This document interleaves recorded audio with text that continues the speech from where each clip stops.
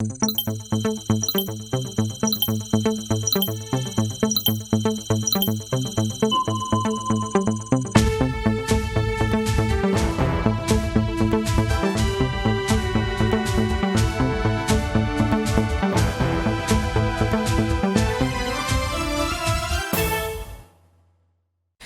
terminé pour le Forum régional des filles. Un forum national favorable aux jeunes filles a mis fin aux activités. À l'issue de ces 3 jours, les participants ont adopté un appel à l'action de Ouagadougou, une feuille de route pour améliorer les conditions des jeunes filles en Afrique. Santé dans ce journal, le Burkina Faso est une fois de plus bénéficiaire de matériel sanitaire dans la lutte contre le coronavirus. Un don de plus de 12 millions de francs CFA acquis dans le cadre du projet régional d'urgence exceptionnel en faveur des pays membres du G5 Sahel dans la lutte contre cette pandémie. Et puis au Liban, une manifestation contre le juge Tarek Bitar qui enquête sur l'explosion au port de Beyrouth dégénère. Au moins 6 personnes ont été tuées et plusieurs autres ont été blessées lors de ce rassemblement. Voici pour le sommaire de ce 20h. Mesdames, Messieurs, c'est avec plaisir que je vous retrouve ce soir. Bonsoir à vous. Fin du Forum régional des filles ouvert à Ouagadougou le 11 octobre dernier. Cette rencontre en faveur des filles a connu son épilogue hier 13 octobre 2021. De façon pratique, c'est un forum qui avait pour objectif de contribuer au renforcement de l'engagement des gouvernements et des acteurs de la société civile de la région à mieux défendre les droits des filles et à assurer leur bien-être. Et c'est un dialogue national sur les défis des jeunes filles burkinabais qui a marqué le clou de cette édition. Cérémonie de clôture avec Sanata Siré dans ce premier reportage. Ce forum régional a servi de cadre de concertation et de partage d'expériences pour ces acteurs œuvrant pour le bien-être de la jeune fille. Un forum qui a été marqué par un dialogue national ayant permis aux participants d'échanger sur la situation de la jeune fille au Burkina Faso. Entre autres sujets abordés lors de ce dialogue, la question de l'éducation des filles, de la nutrition et les violences auxquelles font face les filles, à savoir les mutilations génitales et les mariages précoces. Nous avons procédé à des présentations par les structures du gouvernement, par la société civile, par des coalitions de droits de l'enfant, Commission nationale des droits de l'homme. Et nous avons partagé également des expériences. Et tout cela en ayant à l'esprit la performance du Burkina Faso, qui a été analysée par African Child Policy Forum et qui en tout cas nous permettait déjà de nous focaliser sur les domaines prioritaires d'action pour un Burkina Faso favorable aux filles. À l'issue de ce dialogue national, des engagements ont été pris par les participants qui ont par la même occasion adopté un appel à l'action de Ouagadougou. Un appel notamment à l'endroit des organisations de la société civile et de l'État burkinabé. Les aspects de l'appel, c'est d'accroître les investissements, le budget de l'État sur les secteurs qui ont un impact sur la jeune fille et pour lesquels nous avons des performances pas assez suffisantes, mais surtout un appel à utiliser judicieusement le budget de l'État. Nous savons que nous sommes dans un contexte particulier où une bonne partie du budget est utilisée pour la sécurité et c'est essentiel. Mais maintenant, comment les ressources qui sont disponibles pour les différents secteurs sont utilisées, c'est un appel à une utilisation judicieuse. Le Forum régional sur la jeune fille, faut-il le rappeler, a été initié par African Child Policy Forum en collaboration avec Children Believe et le ministère burkinabé en charge de la femme. Le dit forum s'est tenu du 11 au 13 octobre 2021 à Ouagadougou. D'un forum à un autre, deuxième édition du Forum national sur le projet S'aimer la graine de la paix. Ce forum s'est tenu à Ouagadougou ce 14 octobre. C'est un cadre d'échange pensé par l'association ICRA et qui réunit depuis sa première édition des femmes de plusieurs régions du Burkina Faso. Au terme de ces échanges, l'association ICRA, avec l'appui de ses partenaires, compte offrir aux femmes des opportunités afin de leur permettre de contribuer au mieux à l'amélioration de leurs conditions de vie. Serge Kabouré. Capitalisation et pérennisation des acquis du projet Semer la graine de la paix, c'est sous ce thème que s'est tenu ce jeudi au centre Jean-Paul II, la deuxième édition du Forum national sur le projet Semer la graine de la paix. Le présent forum se veut être un creuset d'échanges sur les résultats et perspectives du dit projet. À l'heure du bilan, ce sont environ 1400 femmes, notamment des zones à fort risque sécuritaire, qui ont été touchées à travers des sensibilisations sur diverses thématiques. Le projet se mène avec à l'aide d'une approche que ICRA développe qui s'appelle approche parentale pour l'éducation à la paix, qui s'appuie sur 3 piliers. Le bilan de ma vie, l'alphabétisation et formation professionnelle et comment bien vivre, mieux vivre.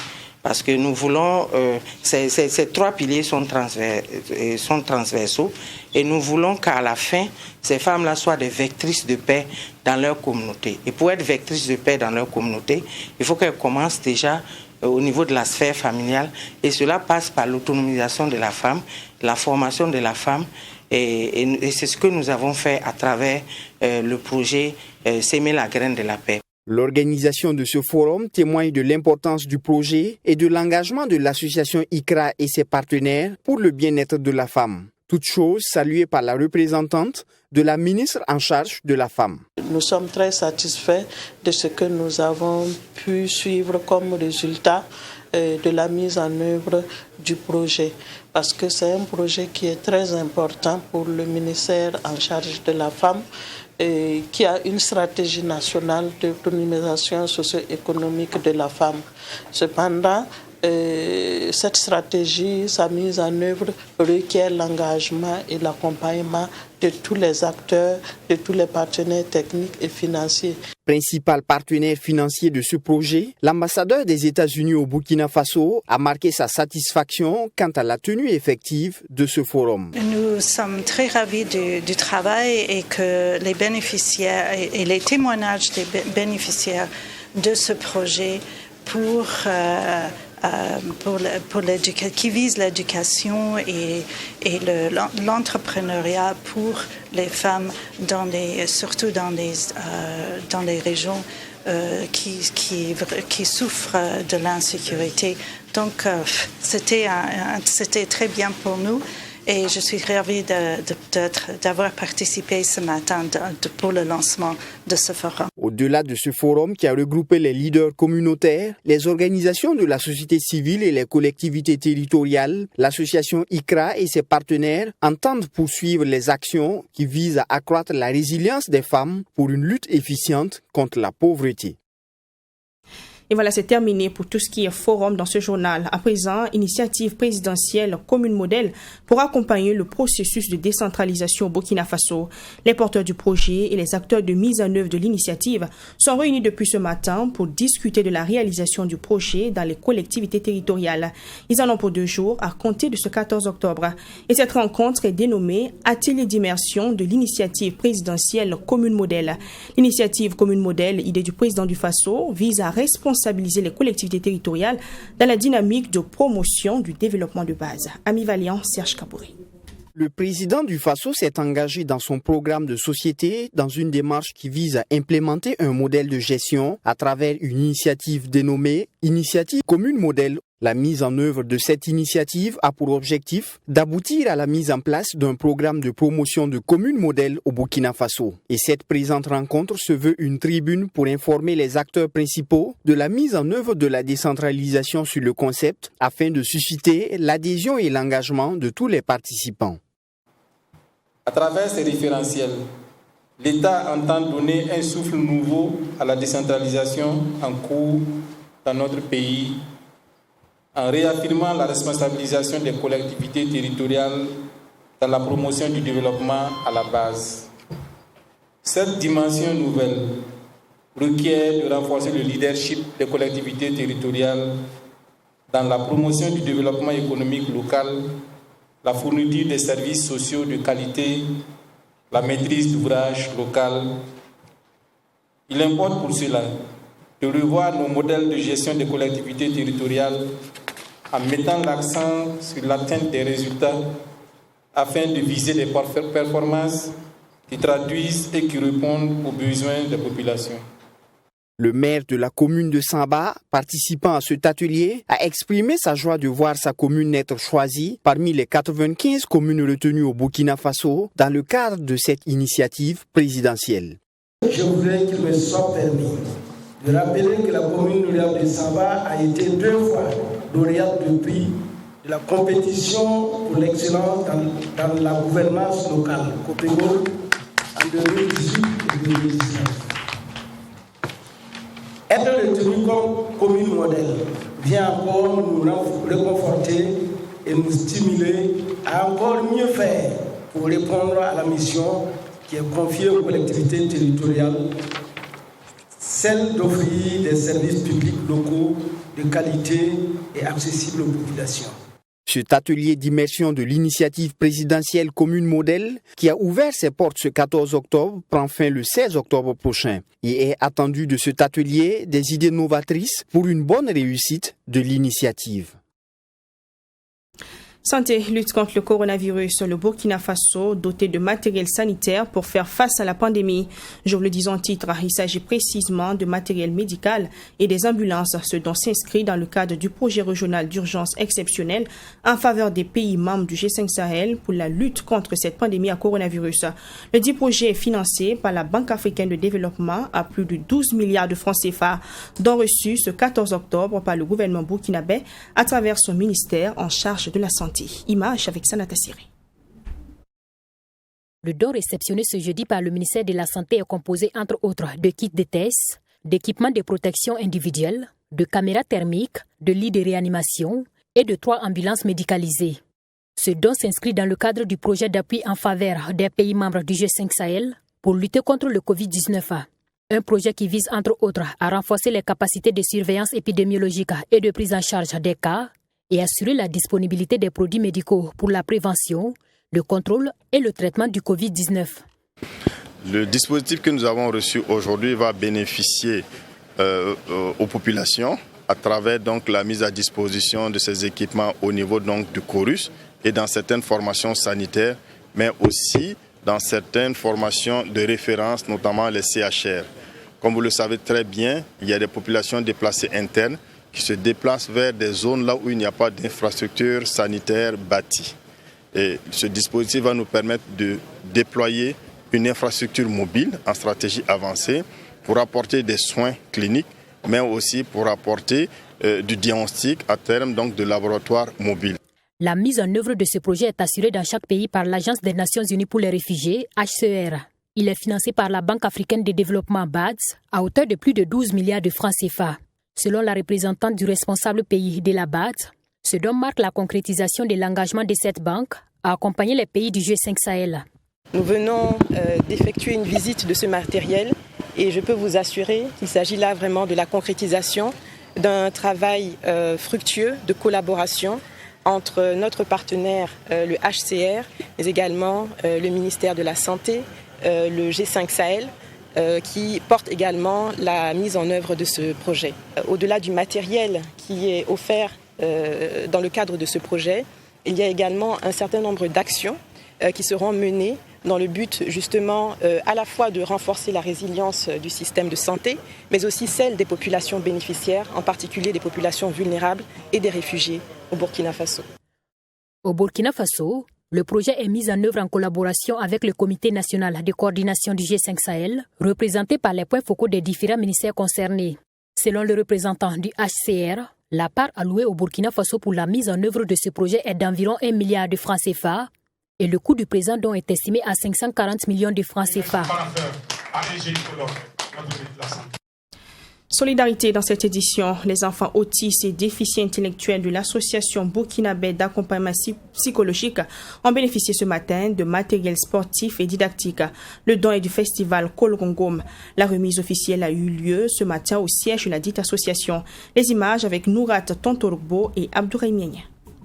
C'est avec le sourire aux lèvres que Yanis Kabouré, le représentant des élèves autistes de l'association burkinabé d'accompagnement psychologique et d'aide à l'enfance, CIS à Ouagadougou, remercie les donateurs.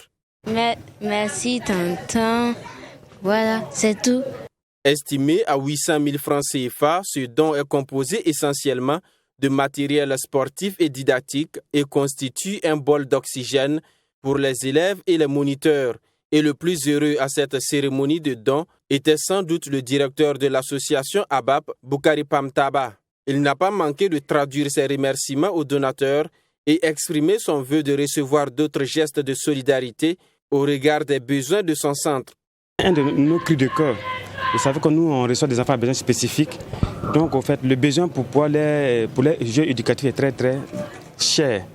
Donc c'est pas évident que la scolarité des parents, les frais de suivi des parents puissent vraiment permettre de prendre en charge le personnel et d'avoir des jeux éducatifs adaptés aux enfants. Donc je pense que l'action que l'association Kologoma vient de faire ce matin, c'est une action salutaire, et ça va nous permettre déjà de pouvoir réellement adapter les besoins des enfants aux jeux éducatifs qu'on vient de recevoir et de pouvoir réellement renforcer nos capacités au niveau des activités socio-éducatives et pédagogiques. La vétusté des bâtiments et les qualités humaines des premiers responsables de ce centre de prise en charge des enfants autistes sont entre autres les raisons qui ont justifié ce don des promoteurs du festival Kolgongome au profit des pensionnaires qu'ils considèrent comme leurs enfants. La musique, elle ne fait que développer des valeurs. Elle milite pour des valeurs positives que l'homme a en intérieur de lui. Alors vous savez que le partage et la solidarité, ça fait partie des valeurs intrinsèques d'un homme. Donc c'est ce que nous essayons de partager à travers nos messages que nous distillons dans notre musique et à travers la musique que nous faisons, mais également à travers les actes que nous posons. Avec 5 pensionnaires en 2011 à sa création, le Centre de prise en charge éducative pour les autistes et déficients intellectuels compte à ce jour 120 enfants dont l'âge varie entre 2 et 12 ans. Deuxième édition du mois du consommant local dans l'espace UOMOA. À l'occasion de cette activité, le ministère en charge du commerce et de l'industrie a organisé un cross populaire le mardi dernier à Ouagadougou. Les acteurs du monde du commerce ont démarré ce cross sur le site du mémorial Thomas Sankara pour ensuite parcourir des artères de la ville afin de promouvoir la consommation du Made in Burkina Faso. Cette activité sportive vise à célébrer le mois du consommant local qui a débuté depuis le 1er octobre dernier. Mamitriana Kamabo. C'est au mémorial Thomas Sankara que des agents du ministère du Commerce, les acteurs de la société civile et les forces de l'ordre se sont retrouvés pour magnifier le mois du consommant local à travers un cross populaire. La dite activité sportive qui a débuté ici a fait un tour du centre-ville en passant par le rond-point des Nations Unies et ce, durant 1 heure. Le sport est un facteur de cohésion sociale, c'est un facteur qui permet de développer le capital humain. C'est un facteur qui permet aux entreprises qui produisent d'avoir donc des travailleurs en pleine santé pour nous proposer des produits de qualité. Nous avons démarré ce cross au niveau donc du mémorial Thomas Sankara parce que comme vous le savez, le père de la révolution, c'est aussi l'exemple d'un Burkinabé qui a mis en avant le consommation local. Commencer donc le cross au niveau donc du mémorial est tout un symbole pour le célébrer, mais aussi pour montrer qu'il y a une continuité dans sa pensée, parce qu'aujourd'hui les programmes qui sont mis en place mettent en valeur le consommation local. Plusieurs personnalités ont pris part à cette activité sportive qui vise à promouvoir le Made in Burkina Faso.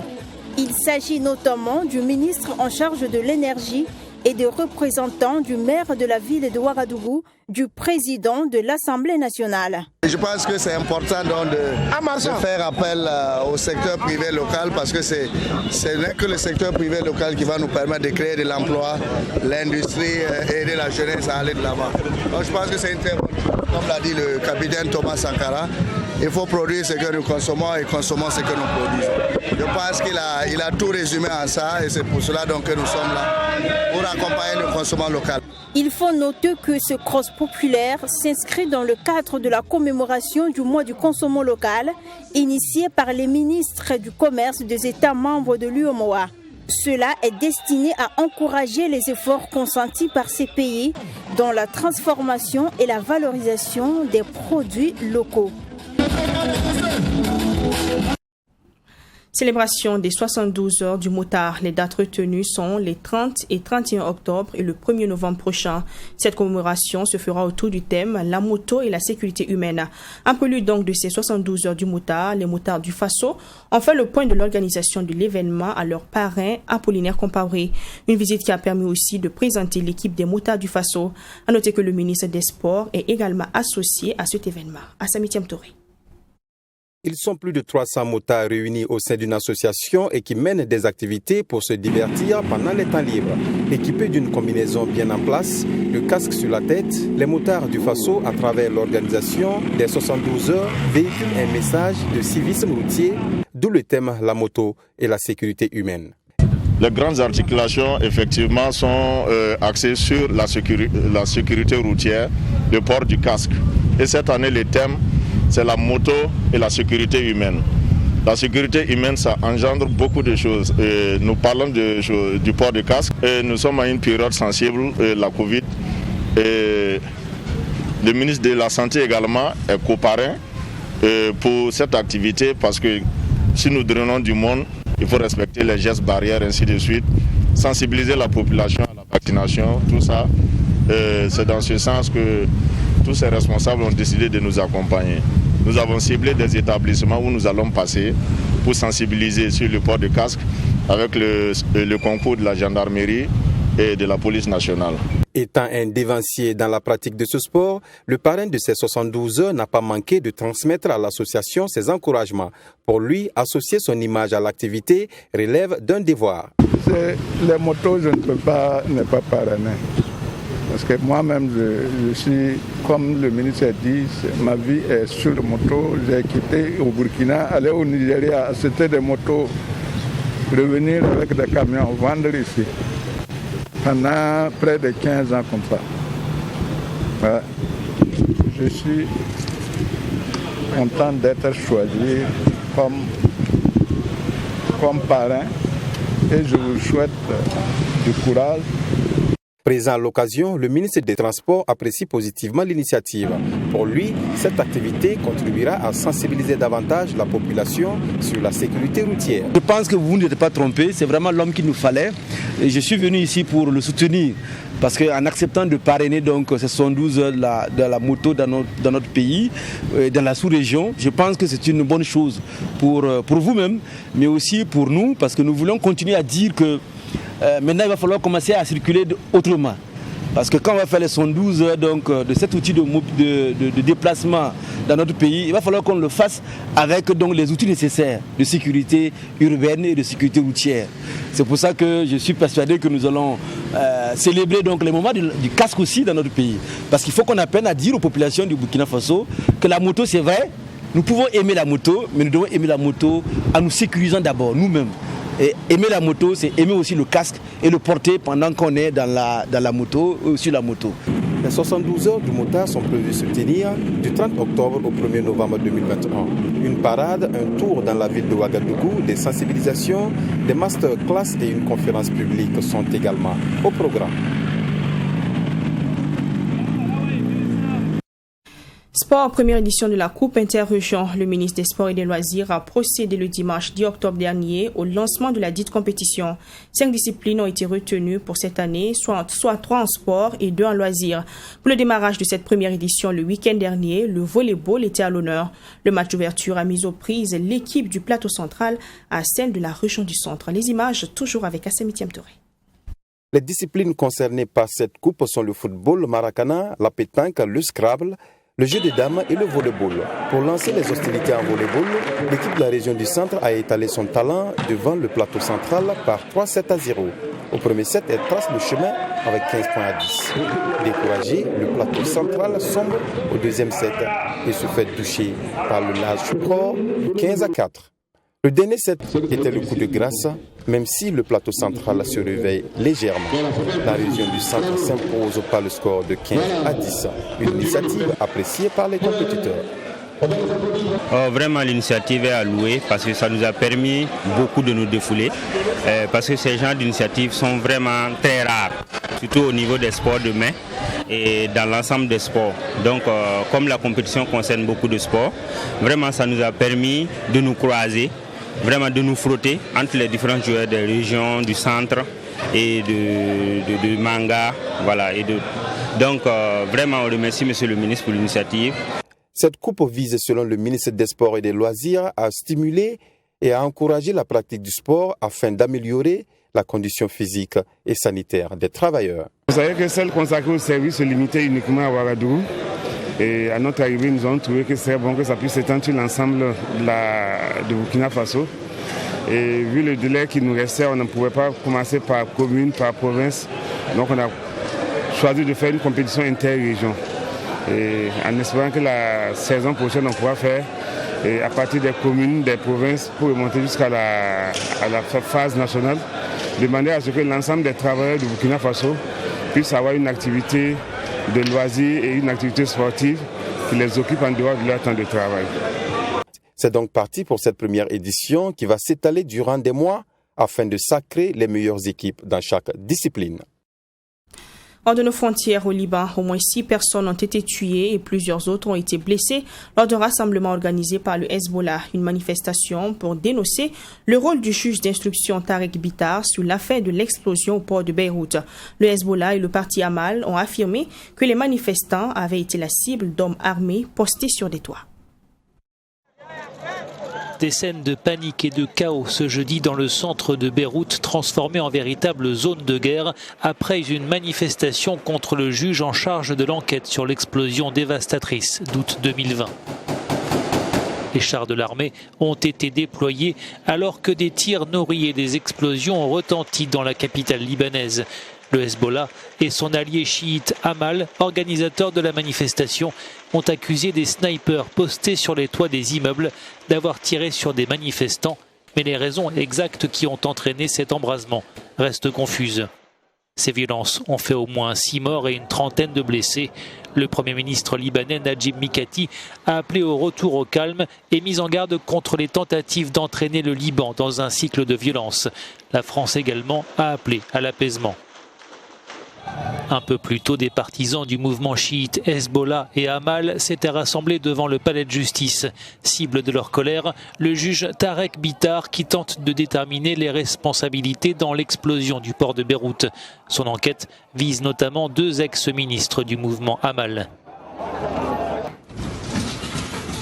Le 4 août 2020, le port de Beyrouth avait été le théâtre d'une puissante déflagration causée par le stockage d'énormes quantités de nitrate d'ammonium sans mesure de précaution. Bilan au moins 214 morts, plus de 6500 blessés et des quartiers dévastés. Pointés du doigt pour négligence criminelle, les autorités libanaises refusent toute investigation internationale et sont accusées par les familles des victimes et des ONG de torpiller l'enquête locale. On s'arrête là pour ce 20h. Merci de l'avoir suivi. À demain 20h pour un nouveau journal. Bonsoir.